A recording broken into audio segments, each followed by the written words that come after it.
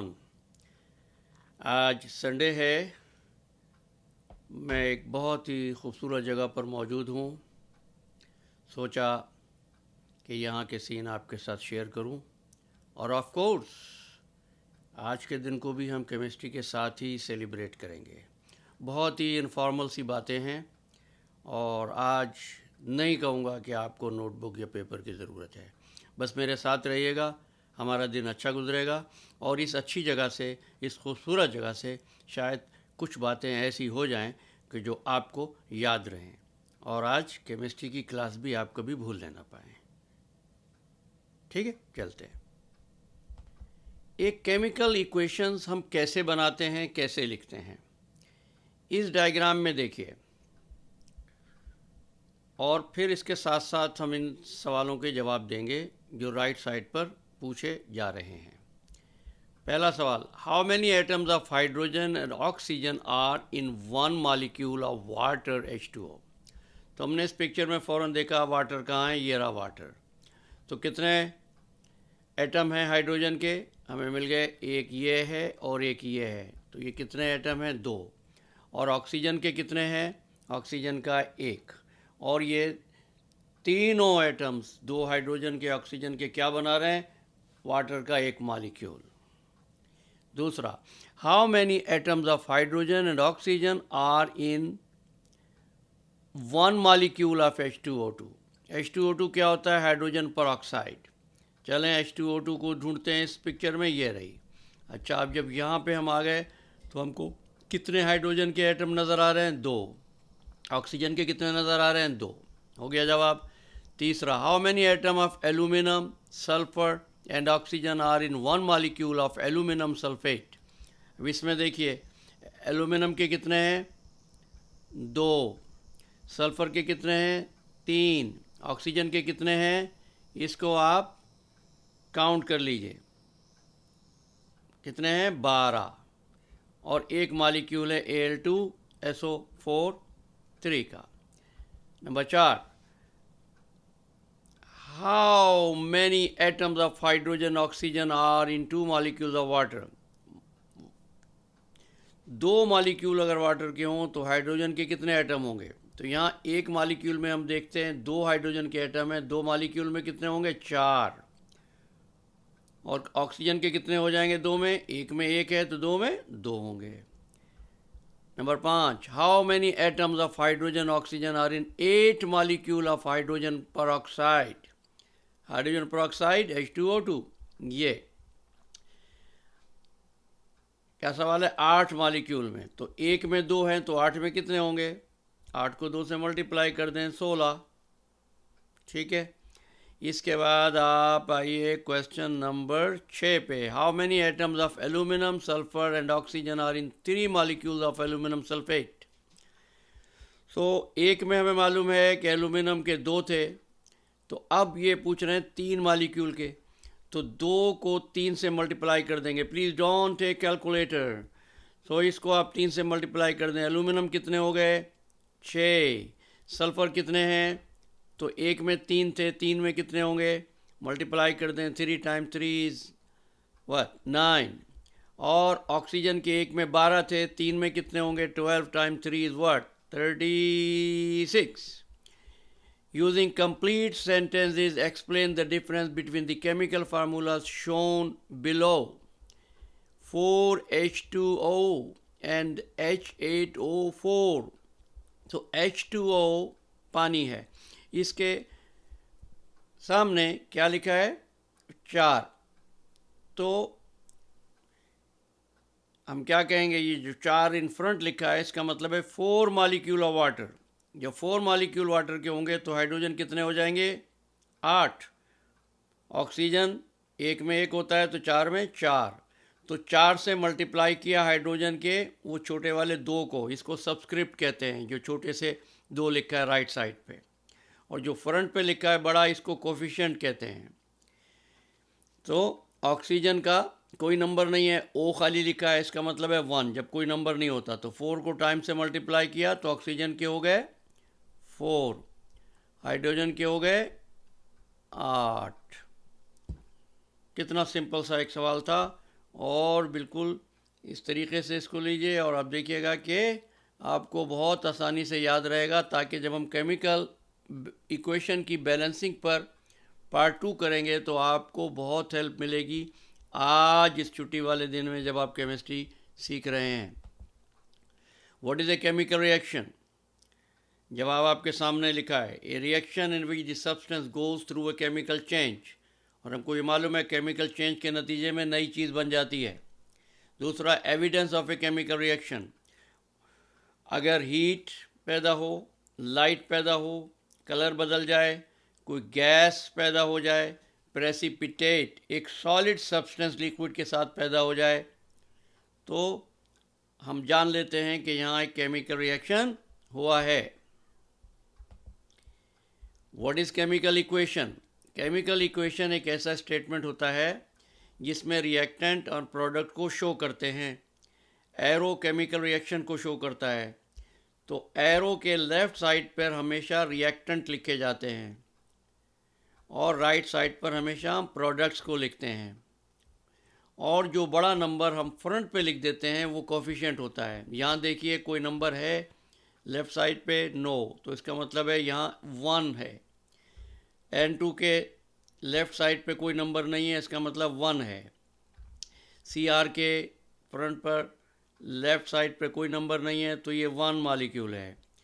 High 4H2O, ये water के शुरू में 4 लिखा है, ये 4 कोफिशिएंट है, इसका मतलब है 4 मॉलिक्यूल ऑफ वाटर।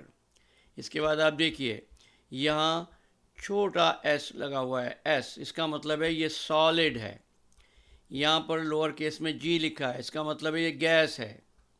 यहाँ पर आप देखें AQ लिखा है, AQ कहते हैं एक्वा, पानी को, एक्वस, ये पानी में डिज़ोल्व किया गया है या पानी के साथ है। और पानी के साथ फिर हमने यहाँ पर लोअर केस g भी लिखा हुआ है, इसका मतलब है यहाँ पर गैस भी रिलीज हो रही है। ये जो छोटे नंबर हैं राइट साइड पे, इसको सबस्क्रिप्ट कहते हैं। बड़ा नंबर लेफ़्ट साइड पे कोफिशिएंट, और एटम के साथ जो नंबर होता है इसको सबस्क्रिप्ट कहते हैं। हाइड्रोजन के साथ 4 सबस्क्रिप्ट है, इसका मतलब है हाइड्रोजन के 4 एटम हैं। नाइट्रोजन के साथ कोई सबस्क्रिप्ट नहीं है, 1 एटम है, लेकिन इन दोनों को पेरेंथीसिस में रख के हमने बाहर 2 लिखा। ये 2 नाइट्रोजन पर भी अप्लाई हो रहा है, हाइड्रोजन पर भी। तो नाइट्रोजन के कितने हो जाते हैं? 2। हाइड्रोजन के कितने हो गए? 4 अंदर है, 2 पेरेंथीसिस के बाहर, तो 4 × 2 = 8। CR के साथ 2 लिखा है, इसका मतलब है 2 एटम ऑफ CR। O के साथ 7 लिखा है, तो 7 एटम ऑफ ऑक्सीजन। फिर समझ लें, बड़ा नंबर कोफिशिएंट, छोटा number subscript, coefficient left side पर। N2 के साथ कोई नंबर यहाँ नहीं लिखा, जहाँ यहाँ पर कोई नंबर नहीं है, इसलिए इसका मतलब है 1 है, और राइट साइड पे 2 लिखा है, तो 2 एटम हैं नाइट्रोजन के, Cr2O3। सो Cr के 2 एटम हैं, ऑक्सीजन के 3 एटम हैं। वाटर के साथ आप देखिए यहाँ 4 लिखा है बड़ा लेफ़्ट साइड पर, ये कोफिशिएंट है। ये 4 हाइड्रोजन के लिए भी है, ऑक्सीजन के लिए भी है। हाइड्रोजन के साथ छोटा सबस्क्रिप्ट राइट साइड पे ये 2 लिखा है, तो इसका मतलब है 2 एटम ऑफ हाइड्रोजन, लेकिन ये 4 मॉलिक्यूल हैं, चूँकि 4 हमने लिखा है, लिहाजा हाइड्रोजन के हो गए 8। ऑक्सीजन के साथ कोई नंबर नहीं है, ये 1, लेकिन 1 जब 4 से मल्टीप्लाई हुआ तो ऑक्सीजन के कितने एटम हो गए? 4। सो याद रखिएगा कि केमिकल रिएक्शन कैसे लिखते हैं, कोफिशिएंट क्या होता है और सबस्क्रिप्ट क्या होता है। ठीक है, चलें। Law of conservation of mass का मतलब होता है मादा केमिकल रिएक्शन में neither be destroyed nor be produced, ना वज़न बढ़ेगा ना वज़न कम होगा। इसका मतलब है किसी भी केमिकल रिएक्शन में एरो के राइट साइड पर और एरो के लेफ़्ट साइड पर मास बराबर होना चाहिए। इसी तरह नंबर ऑफ़ एटम्स भी दोनों साइड पर बराबर होने चाहिए। ये उसूल है केमिकल इक्वेशंस का, केमिकल रिएक्शन का। नंबर ऑफ़ एटम दोनों साइड पर ये बिल्कुल बराबर होने चाहिए। अगर बराबर नहीं है तो इसका मतलब है केमिकल रिएक्शन गलत है या केमिकल इक्वेशन गलत है। To balance a chemical reaction subscript are never change. Subscript क्या है? H2O। अगर इसको चेंज करके हम H2 को या O2 को या O को हम चेंज कर दें, यहाँ फ़र्ज़ कीजिए इसके बजाय मैं लिख दूँ H2O2। क्या किया मैंने? ऑक्सीजन का सबस्क्रिप्ट चेंज कर दिया। फ़र्क क्या पड़ा? ये था पानी और ये H2O2 है, हाइड्रोजन पर ऑक्साइड। तो याद रखिए इसका जवाब क्या होगा? Why can't we change subscript? Reason ये है कि सबस्क्रिप्ट चेंज करने से वो कंपाउंड ही बदल जाएगा, वो कंपाउंड दूसरा हो जाएगा। कोफिशिएंट हम बदल सकते हैं। कोफिशिएंट होता है नंबर ऑफ मॉलिक्यूल्स। आप ज़्यादा मॉलिक्यूल ले सकते हैं, कम मॉलिक्यूल ले सकते हैं। ठीक है।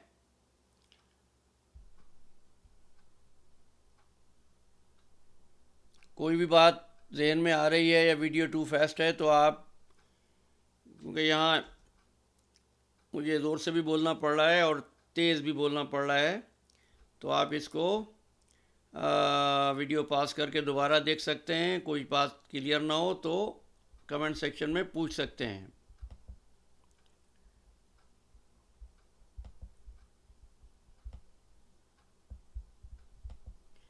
अब आप इस डायग्राम में देखिए, पहली फिगर है, दूसरी है, तीसरी है। पहली फिगर में 2 हाइड्रोजन एटम शो हो रहे हैं जो 2 ऑक्सीजन के साथ रिएक्ट कर रहे हैं, लेकिन बन क्या रहा है? H2O। अब अगर आप इसमें देखें तो हाइड्रोजन के 2 एटम हैं लेफ्ट साइड पर और 2 एटम है ऑक्सीजन के लेफ्ट साइड पर। राइट साइड पे यहाँ पे हाइड्रोजन के 2 एटम है, ऑक्सीजन का 1 है। क्या ये फुलफिल कर रहा है law of conservation of mass को? अभी हमने बताया कि दोनों तरफ बराबर होने चाहिए, तो ये इक्वेशन जो है बैलेंस नहीं है। दूसरी में आप देखिए यहाँ पर है H2, 2 एटम है हाइड्रोजन के, 2 एटम ऑक्सीजन के।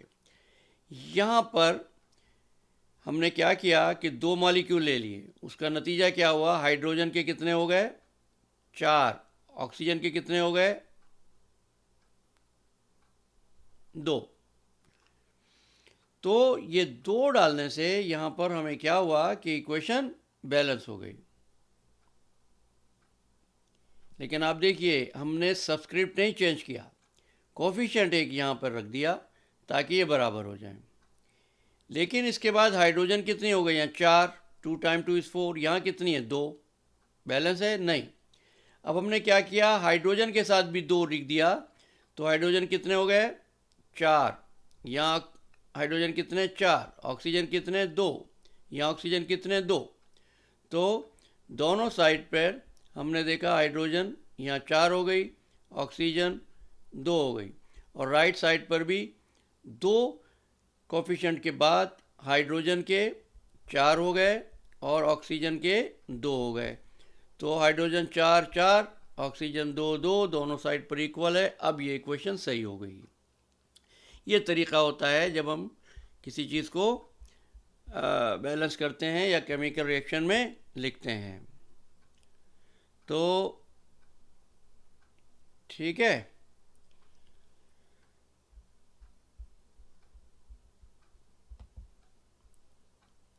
अब इसमें भी आप देख लीजिए, H2 ने रिएक्ट किया N2 के साथ, बन गया NH3।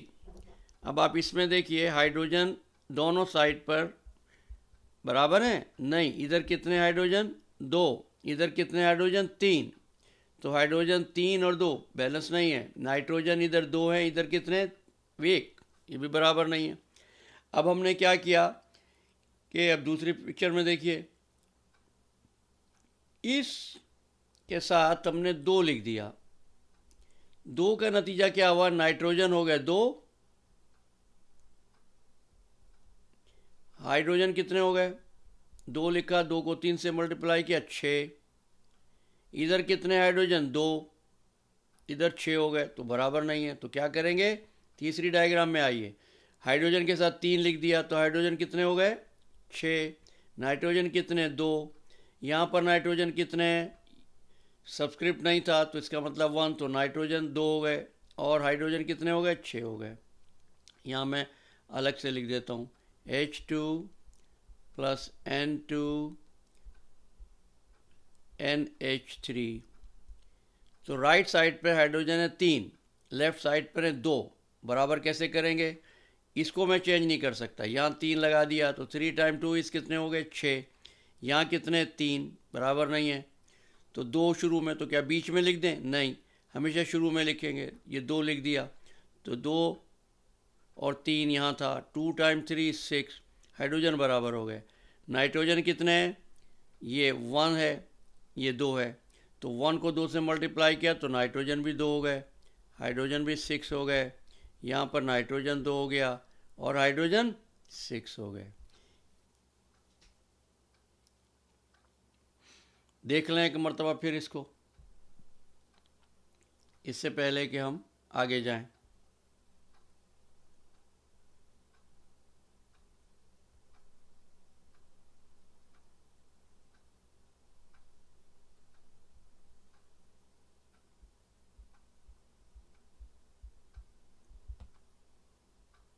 और सोचते रहिए, साथ साथ कोई सवाल आए तो पूछ लीजिएगा कमेंट सेक्शन में। अब ये देखिए, सी ने O2 के साथ रिएक्ट किया, दोनों राइट साइड पे क्या बना, कार्बन डाइऑक्साइड गैस बन गई। इधर कितने कार्बन है, C+O2 और CO2। सी के कितने हैं लेफ्ट साइड पे 1, इस साइड पे कितने हैं 1, ऑक्सीजन के लेफ्ट साइड पे कितने 2, राइट साइड पे कितने 2, इक्वेशन बैलेंस है, यस बैलेंस है। इस पे फिर वक्त सर्व करने की हमें ज़रूरत नहीं है। अच्छा, अब ये देखिए H2 प्लस O2 H2O, सो H2 plus O2 H2O, hydrogen के कितने लेफ्ट साइड पे 2, राइट साइड पे 2, ऑक्सीजन के लेफ्ट साइड पे 2, राइट साइड पे 9 नंबर, तो इस 1 सही नहीं है, ये हमें बराबर होने चाहिए दोनों साइड पर। अब क्या करेंगे, इसको 2 कर दूं, नहीं 2 नहीं कर सकते, क्यों, 2 कर दूंगा तो क्या होगा H2O2 हो जाएगा, तो हाइड्रोजन पेरोक्साइड है, वाटर नहीं रहेगा। तो अब क्या करें, इसको 2 से मल्टीप्लाई कर दें। सो 1 को जब 2 से मल्टीप्लाई करेंगे तो ऑक्सीजन के कितने हो जाएंगे 2 हो जाएंगे। ठीक है, अब जहाँ जहाँ हम देख रहे हैं राइट साइड पे पूरा कंपाउंड जो है, इसके शुरू में हम लिख देंगे 2, नतीजा क्या हुआ, ऑक्सीजन कितने हो गए 2, हाइड्रोजन कितने हो गए, अब हाइड्रोजन हो गए 4, क्योंकि 2 पहले था, 2 हमने आगे लिख दिया। इधर कितने हाइड्रोजन 2, हाइड्रोजन बैलेंस नहीं दी, क्या करें, इसको 2 से मल्टीप्लाई करते हैं, शुरू में हमने 2 लगा दिया, इक्वेशन बैलेंस हो गई।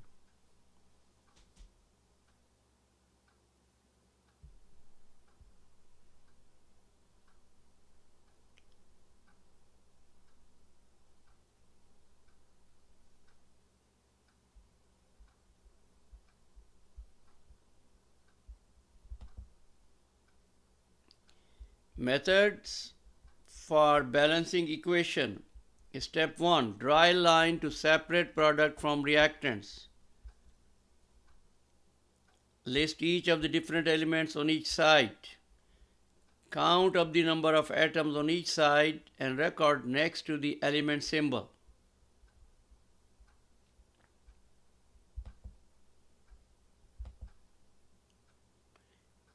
Fourth step. Balance one atom at a time. Using coefficient starts with atom that appears only once in the reactants. जो एक बार आया उसको पहले कर लें। और एक बात याद रखिएगा, हमेशा हमेशा ऑक्सीजन को आखिर में बैलेंस कीजिए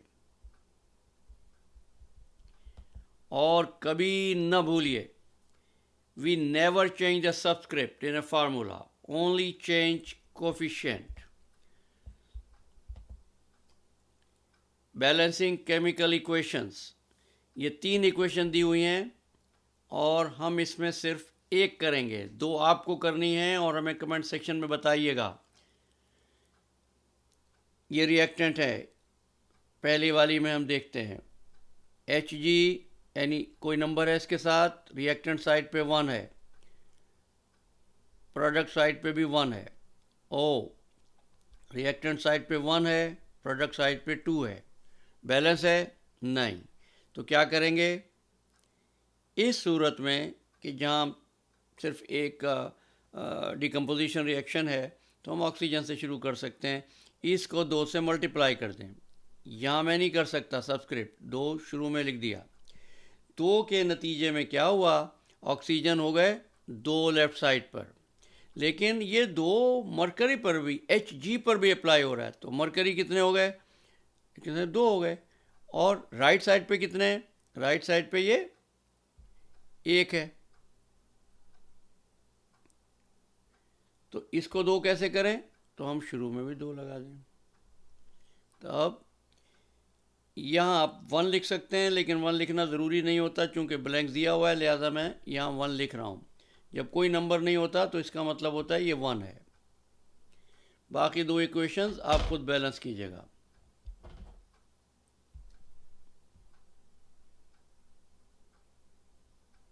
ये हमने कर दिया, यहाँ पर 2 2, और यहाँ पे ज़रूरत नहीं है, चाहें तो आप 1 लिख सकते हैं। ठीक है,